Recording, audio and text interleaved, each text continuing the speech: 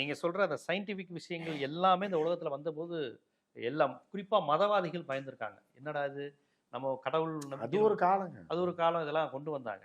இந்த ஏஐல உள்ள இஷ்யூ இப்ப என்ன சொல்றாங்கன்னா, கார்ப்பரேட் செக்டார்லயும் இது குறித்து ஒரு அச்சம் இருக்கு. என்னன்னா, ஐடில வந்து நெறைய பேர் வேலைய வந்து இது அன்னைக்கு களை எடுத்தவன் பயந்தான், இன்னைக்கு கார்ப்பரேட் பயப்படுறான். அவ்வளோதாங்க வித்தியாசம். அன்னைக்கு களை எடுத்தவன் தான் இன்னைக்கு கார்ப்பரேட்டாக இருக்கான் படிச்சுட்டு. அவனோட வாரிசுகள் தான் இருக்காங்க. அன்னைக்கு உங்க இப்போ பார்ட் டைம் பூட்டை வந்து களை எடுத்துக்கிட்டு இருக்கும்போது ரயிலை பார்த்து பயந்தான். இன்னைக்கு கார்ப்பரேட் ஆகிட்டு வேலைக்கு பயப்படுறான்.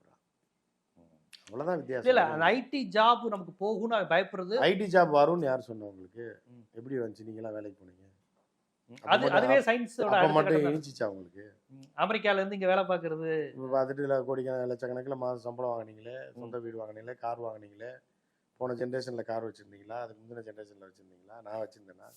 நீங்கள் வச்சுருந்தீங்களா? இல்லை. இப்போ எப்படி வந்துச்சுன்னா அட்வான்ஸ் டெக்னாலஜினால தானே வந்துச்சு. அதே மாதிரி உங்கள்கிட்ட எவ்வளோ நாளைக்கு ஒரு இது நிரந்தரம்? இந்த உலகத்தில் எதுவுமே நிரந்தரம் இல்லையே. மாற்றம் ஒன்றே மாறாது தானே தத்துவமே, அடிப்படை தத்துவமே. அப்புறம் என்ன இருக்குது? ஏஐ வந்தான்னா இப்போ பிஐ வந்தான்னா